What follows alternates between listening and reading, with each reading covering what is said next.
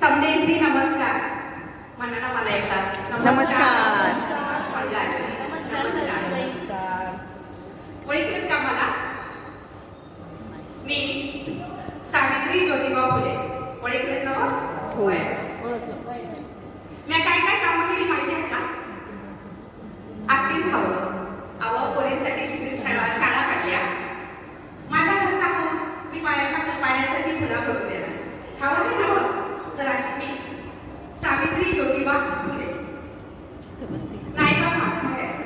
नायगावच्या खंडूजी नेवसे पाटलाची लेक. पाटलाची लेक. माझं सगळीकडं चटकीसरशी पुरावर. मी आईची लेक, लाडाची, बापाची लाडाची. माझ्या बापाचं सगळ्या गावात लई दबदबा. एवढा दबदबा. कुणाचं काय बी प्रश्न असेल तर माझा बाप चुटकीसरशी सोडवायचा. एवढंच नवं, त्या साम्याची बायको ती माहेराला गेली.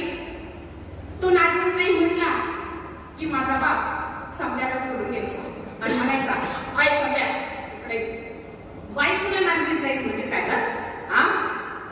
तेव्हा साम्याला गेलं. बायकोला म्हणायचा, चल चल, आणि म्हणायचा, म्या कुठे नाही. माझा बाप म्हणायचा, तिला घे आणि आत्ता घरला नाही. लगेचच्या लगेच घरला नाही. तसा साम्या बायकोच्या हाताला धरून घरला निघून जायचं. असा माझ्या बाचा होता. मला मी वाटायचं मी आधी माझ्या बासारखं असंच काहीतरी करावं, लोकांचे प्रश्न सोडवावे, सगळ्या पोरीबाळीचं शिक्षण द्यावं, असं मला लय वाटायचं. मग एक माझ्या आईची लई लाडायची. इतकी लाडायची की माझी आई बाजारला निघाली तर मला घेऊन जायची. बाजारात गेली का मला विचारायची, सावित्री तुला काही पाहिजे का? त्या टायमाला मला जिलबी लय आवडायची. तुम्हाला आवडते जिलबी? म्हणून तर गावाला निघाली ना, जिलेबी पाई, मला खूप जिलबी आवडायची. मग माझ्या आई मला जिलबीचा पुडा घेऊन दिला. मी आपल्या हातात जिलबीचा पुडा घेतला आणि जिलबी खात माझ्या माईच्या मागे झाली. तेवढ्या तिकडे गोरासाहेब आला. गोरासाहेब खावाय ना, इंग्रज. तो गोरासाहेब आला आणि माझ्याकडे बघून म्हणतो, कसा काय खातास? टाकून देते. असं रस्त्याला चालताना काय ते खायचं नाही, टाकून दे. या बाय, तू काय म्हणतो मला काही समजत, पण तू माझ्या हातात जिलबीच्या पुढ्याकडं आणि माझ्या तोंडाकडे बघत होता. मग माझ्या लक्षात आलं, तो म्हणतो रस्त्याने अशी जिलबी खायची नाही. मी लगेच काय केलं, हातातला जिलबीचा पुडा घेतला आणि फेकून दिला. मी जसा पुडा फेकला तसं तू गोरासाहेब म्हणायला लागला, पोरला हुशार आहे. पोर नक्कीच मोठं पण काहीतरी मोठं होणार. या बाया, माझी आई म्हणती पोरला मोठी आहे, पोरला हुशार आहे. मला बा म्हणतो पोरला हुशार आहे. मी खरंच आहे हुशार आहे. हुशार आहे ना मग? तर मी खरंच लय हुशार. माझी आई अशी जेव्हा मी जात्यावर तळायला बसायची तर ते जात्याच्या वाट्यात म्हणता त्या वाव्यात माझं नाव घ्यायचे. नाय गावाच्या चावडीला सोनईचा दरवाजा.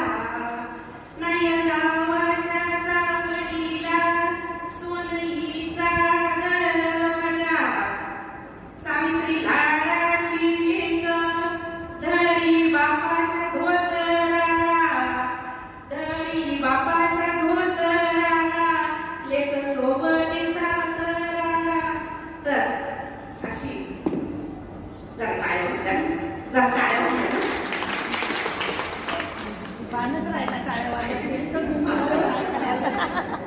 तर अशी मी सगळ्यांची लाडायची. ती सामाजिक रीत जात होते, मी मोठी होत होते आणि मी जशी मोठी होत होते ना तशी मी लय वाढत असायची. हे लांबचं नाक, टप्पूर डोळं लय वाढत असायची. मग माझ्या पाठच्या मागे टुमान लावायची. काय टुमान लावायची? हा, आता कसं तुमच्या गाईने लावलं असेल ना, तुमच्या माझ्या मागे असं टुमान, तर माझी टुमान लावायची.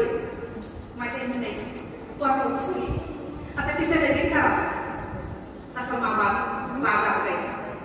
माझी पोर लाखात एक. जो कोणी समाजाची सेवा करणारा असेल, जो समाज परिवर्तन करणारा असेल, अशा मुलाबरोबर मी माझ्या मुलीचं लग्न लावले. असं माझा बाप नाही. या बाई मला तर काही कळायचं नाही. कसलं समाज परिवर्तन, कसलं समाज हित, मला काय कळायचं नाही. मी 9 वर्षाची झाले आणि दणकवडीच्या पाटलाची सगुणा आमच्या घरी आली. माझ्या आईला म्हणली ज्योतिबा फुले आहे बाई, चांगलं पोरगं आहे. आपल्या सगुणाचं, आपल्या सावित्रीचं त्यांच्यावर आपण लगीन लावू. या बायांनाही उताराय का? असं का नाही उताराय का? ह्याचा जोडा त्याच्याबरोबर छान दिसत, त्याचा जोडा त्याच्याबरोबर छान दिसत, तसं त्या सगुणाला नाही उताराय का? आणि तिनं माझ्या बापाला तिनं तयार केलं आणि जमलं ना एकदाच ज्योतिबा बरोबर माझं लगीन. माझं लगीन झालं. हे पुण्याच्या वाड्याच्या वाडा नाही गावात, इकडं माणसं तिकडं माणसं, इकडं पंक्ती तिकडं पंक्ती. मला लई गोड वाटायचं. आता माझं लगीन होणार आणि झालं. एकदा ज्योतिबा माझं लगीन झालं. गळ्यात मंगळसूत्र, पायात जोडले, याशी ठुमकत ठुमकत ठुमकत मी आपली ज्योतिबाच्या वाड्यावर गेले. ज्योतिबाच्या घरात गेले. बघते तर काय, तिथं ठेवलेली पुस्तकं, तिथं ठेवलेली पुस्तकं, मागं पुस्तकं, पुढं पुस्तकं. या बाय हा बाबा काही नुसती पुस्तकं खातो का काय? मला काही कळना. ज्योतिबाचं आपलं तेवढंच चालेल, लिवायचं वाचायचं, लिवायचं वाचायचं, काय बाय चाललेलं असं. मी माझं काम भलं, मला घरातलं काम भलं तर मी काही त्यांच्या कशात पडत नव्हतं. थोडंच पाणी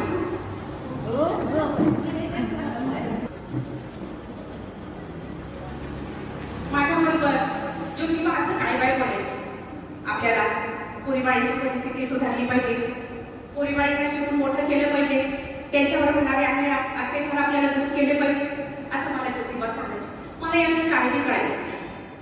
एक दिवस असं ज्योतिबा मला हाक मारली, नवऱ्याने हाक मारली, घाबरली.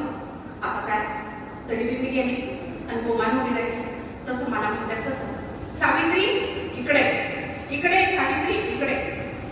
आपल्या समाजातली पोरीबाळींची परिस्थिती लय वंगाळ आहे. पोरीबाळींना शिकवलं पाहिजे, त्यांना शिकून मोठं केलं पाहिजे. सावित्री तू हे करू शकतेस, तू हे करू शकतेस सावित्री, तू हे कर, तू शिक आणि पोरीबाळींना शिकव, तर पोरीबाळींची परिस्थिती सुधारेल. तू अगोदर शिकली पाहिजे. या आता घरात जर 4-5 भाकऱ्या थापायला सांगितल्या असत्या, काम करायला सांगितलं असतं तर मी केलं असतं. आता हे मला काय शिक्षणाचं कळत नव्हतं, पण ज्योतिबाचा अवतार पाहून मला काय करता येईल. मी आपली गत म्हणून उभी राहिली. तसं शेतात तवा पेरणीची कामं चालू होती आणि मग आम्ही शेतात गेलो. म्या, सगुणा, फातिमा आम्ही गेलो. मी प्यारायला गेलो, पेरण्याची कामं करत होते. पुन्हा आले ज्योतिबा आणि पुन्हा मला म्हणले, सावित्री ह्या बीनं काढून घेतलं तर हे कणीस उभं राहील, या बीनं काढून घेतलं तर हे कणीस उभं राहील, तू आणि काढून घेतलं तर स्त्रिया शिकतील, तर हा समाज पुढे जाईल, तर हा समाज पुढे जाईल. सावित्री तुला शिकायला पाहिजे. मी आपली गप्प परत गेले. एक काठी घेऊन आले. आता काठी मला वाटलं आता बसतीया पायावरती बसली, मला वाटलं बसतीया. त्यांनी काठी घेतली. सावित्री इकडे. मी आली. इकडून काठी फिरवली, इकडून काठी फिरवली, अशी काठी फिरवली आणि तिला मला म्हणतात म्हण मी म्हणलं आ हे काय, मला नाही जमायचं. तसं माझ्या हातात काठी दिली. सावित्री ही काठी आहे, ही जमीन आपली पाठी आहे, तू या पाठीवर गिरव, तुला जमत. प्रयत्न कर सावित्री, प्रयत्न कर. घेतली हातात काठी, इकडून काठी फिरवली, इकडून काठी फिरवली, अशी फिरवते तशी फिरवते, काही जमना. पण ज्योतिबाचा अवतार पाहून मला आता जमवावंच लागलं आणि मला शिकायला पुढे 8 दिवस लागले. 8 दिवस लागले. मग मी आ शिकले, मग मी ई शिकले, मग मी ऊ शिकले आणि अख्खी 12 शिकले. आता मी लिवायला लागले, आता मी वाचायला लागले.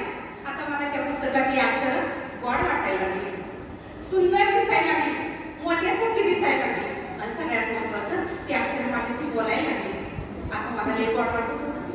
मला वाटत होतं मी आता माझ्या फुल्यांचे स्वप्न पूर्ण करणार असं मला वाटायला लागलं. फुल्यांना मायनाळ आनंद झाला. गावात गेले, सगळ्या गावाला सांगून सुटले, आता पोरीवाळीची परिस्थिती सुधारणार, आता पोरीवाळी शिकणार. माझी सावित्री लिहायला शिकली, वाचायला शिकली, आता पोरीवाळीला शिकवणार. एवढा आनंद झाला, एवढा आनंद झाला. आणि मग फुल्यांनी भिडेवाड्यामध्ये पहिली मुलींची शाळा काढली. भिडेवाड्यामध्ये 5 मुली सुरुवातीला शिक्षण घेत होत्या. अशी भिडेवाड्यात मुलींची पहिली शाळा काढली आणि बायांना तिथून पुढे आपला इतिहास सुरू झाला. फुल्यांना मायंदाळ आनंद झाला. गावात गेले, सगळ्या गावाला सांगत सुटले, आता पोरीवाळीची परिस्थिती सुधारणार, आता पोरीवाळी शिकणार. माझी सावित्री लिहायला शिकली, वाचायला शिकली, आता पोरीवाळीला शिकवणार. एवढा आनंद झाला, एवढा आनंद झाला. आणि मग फुल्यांनी भिडेवाड्यामध्ये पहिली मुलींची शाळा काढली. भिडेवाड्यामध्ये 5 मुली सुरुवातीला शिक्षण घेत होत्या. अशी भिडेवाड्यात मुलींची पहिली शाळा काढली आणि बायांना तिथून पुढे आपला इतिहास सुरू झाला. तिथून पुढे आपली शिक्षणाची मदार उभी राहिली. ती कशी? मी रोज त्या 5 मुलींना शिकवायला जायचे. हातात पाटी, पुस्तक, मी आपली तुम्हा रस्त्याने चालत जायचे, शाळेत जायचे. रस्त्यानं काही मवाली टवाळखोर माझ्या अंगावर शेण फेक, दगड फेक, माती फेक, खरकट फेक, त्यामुळे तशीच जायची. मी फुल्यांना म्हटलं, फुले मला नाही जमायचं, माझ्या अंगावर पाया दगड टाकतात, शेण टाकतात, मला नाही जमायचं. ते म्हणाले, जमल, प्रयत्न कर, प्रयत्न कर सावित्री. मला येऊन जाऊन एवढंच म्हणायचं, प्रयत्न कर, प्रयत्न कर. मी म्हटलं ठीक आहे, प्रयत्न कर सावित्री, प्रयत्न कर. मी पुन्हा प्रयत्न करायला लागले, शाळेत जायला लागले. एक दिवस शाळेत गेले, मी फळ्यावर अ लिहायला वळले, अ लिहून मागं वळते, तर पोरी पळाल्या. आता काय करायचं, आता काय करायचं? दुसऱ्या दिवशी मी पुन्हा त्या पोरी गोळा केल्या, शाळेला आले. आणि त्या दिवशी एक इतिहास घडला, एक इतिहास घडला. आमच्या स्त्रियांच्या बाबतीतला पहिला इतिहास, डोळ्यात पाणी आणणारा तो इतिहास तुम्हाला माहित नसेल. तुम्हाला घरघरती कहाणी माहित असेल, सास भी बहुत ही माहित असेल, पण हे माहित नसेल. त्यावेळी माझ्या वर्गामध्ये बाहुली नावाची एक मुलगी होती. वर्गात आम्ही शिकत होतो, मी शिकवत होते, पोरी शिकत होत्या. 4-5 घट्टिंगण आले, त्यांनी तिला बाहेर बोलवली, तिला एक लाडू खायला दिला. त्या लाडवामध्ये त्यांनी काचेचा सोडा भरला होता, तो लाडू तिला खायला दिला. त्या माझ्या बाहुलीने लाडू खाल्ला. लाडू खाल्ला तशी तिच्या पोटातली आगळं चिरत चिरत चिरत गेली आणि रक्ताची उलटी झाली. आणि माझी बाहुली धाडकन कोसळली. आणि त्या बाहुलीच्या पायावर, त्या बाहुलीच्या जीवावर आज आपण सगळ्या स्त्रिया इथं उभे आहोत. पहिलं बलिदान, आपल्या ज्ञानदानातलं ते पहिलं बलिदान तिथं गेलेलं. अशी माझ्या पोरी शिकत होत्या.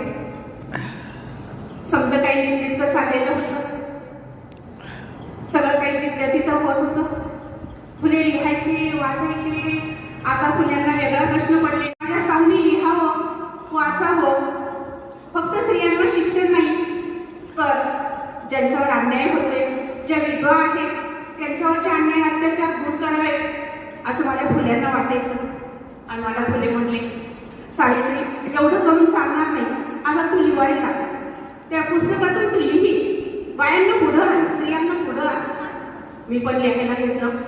फुले लिहित होते, मी लिहित होते, पुस्तकं काढत होतो. तेवढ्यात एक दिवस फुले एका छोट्याशा 10-11 वर्षाच्या मुलीला घेऊन घरी आले. मला म्हटले, सावित्री आजपासून ही काशी आपली लेक आहे, आजपासून हिला आणि आई बापाची माया द्यायची. म्हणलं ठीक आहे. पोरीकडे पाहिलं, पोरगी पोटूशी होती, पोरगी गरजवर होती. तिला घेऊन घेतली आणि मग आम्ही आमच्या दारावर पाटी लावली. ज्या कोणी विधवा असतील, ज्यांच्यावर अन्याय अत्याचार झाले असतील, अशा बायांना, अशा मुलींना आमच्या घरात प्रवेश दिला जाईल अशी पाटी लावली. कालांतराने काशी बाळंतीण झाली, काशीला पोरगं झालं. त्या पोराचं नाव ठेवलं यशवंता. आणि हाच यशवंता आम्ही पुन्हा दत्तक घेतला. आमचा दत्तक पुत्र यशवंता. या यशवंताला डॉक्टर करायचं असं फुल्यांचं सपान होतं. आणि हे सपान आम्ही पुरं करायचं ठरवलं. पुढे जाऊन आम्ही भरपूर कामं केली. सत्यशोधक समाज चळवळ स्थापन केली, समाज परिवर्तन केलं. आणि फुल्यांनी एक पुस्तक लिहायला घेतलं, सार्वजनिक सत्यधर्म पुस्तक त्यांनी लिहायला घेतलं. पुस्तक लिहित होते. पुस्तक शेवट होत आलेला होता. आणि असं लिहिता माझ्याशी काय बाय बोलत होते. बोलता फुल्यांचा हात गाळ पडला. त्यांच्या हाताला मुंग्या येऊ लागल्या.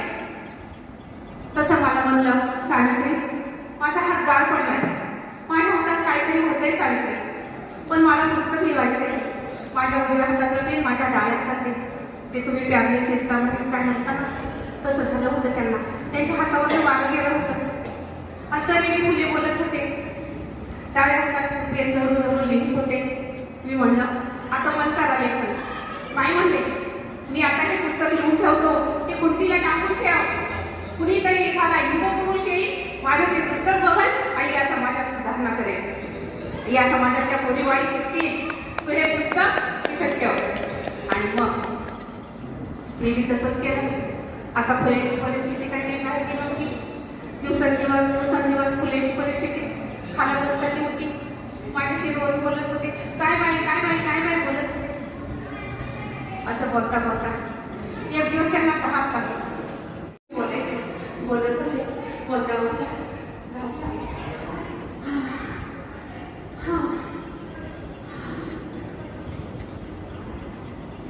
समजा संपलं.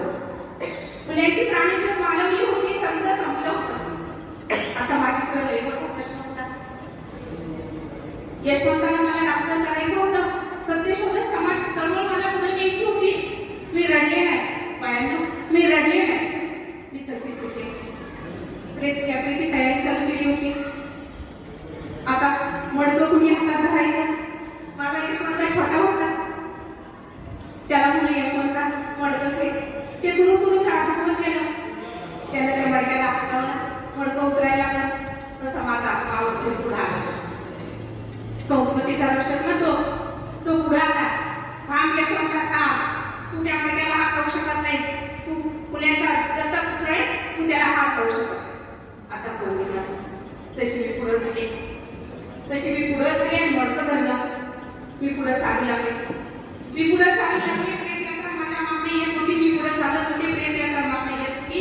बाहेरनं इतिहासातली पहिली स्त्री असेल की जी आपल्या नवऱ्याच्या प्रेतातले मडकं घेऊन उभं राहणारी ती पहिली स्त्री असेल. इतिहासातली ती पहिली स्त्री असेल सावित्रीबाई. तिने आपल्या पतीच्या प्रेत यात्रेला अग्नी दिलेला होता. अशी सावित्रीबाई. आता मला इथं थांबून जमणार नव्हतं. आता मला यशवंताला मोठा करायचा होता. त्याला डॉक्टर बनवायचा होता. दिवस जात होते. माझा यशवंत आता मोठा झाला. फुल्यांचं समान उभं झालं. तो डॉक्टर झाला. समाजाची सेवा केली. समाजाच्या सेवा करण्यासाठी खेडोपाडी जात होता. लोकांना बरं करत होता, औषधं देत होता. मी त्याच्या कामात त्याला मदत करत होते.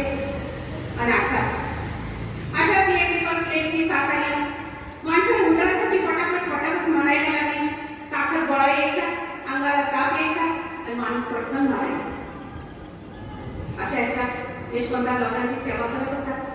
एक दिवस एवढे लेकरू 4-5 वर्षाचं लेकरू धावत पळत रडत माझ्याकडे आलं. माय करत माझ्याकडे आलं. मी त्या लेकराला उचलून घेतलं. त्याला असं जवळ घेतलं. त्याच्या पाकत माझा स्पर्श झाला. त्याच्या पाकत गोळा आला होता. मी त्याच्या गालाला हात लावून त्याचं काम गरम झालं होता. आता मला कळलं. मी तशीच त्या पोराला धरली आणि तशीच त्याला घेऊन यशवंताकडे निघाली. यशवंता या लेकराला वाचव. मला आता लय वेळ वाटत होतं. अशी मी निघाली, अशी गंगन वळली तर माझ्या काकड गोळा. माझ्या काकड गोळाला आणि गालाला हात लावला. माझा गाल गरम लागला. आता मला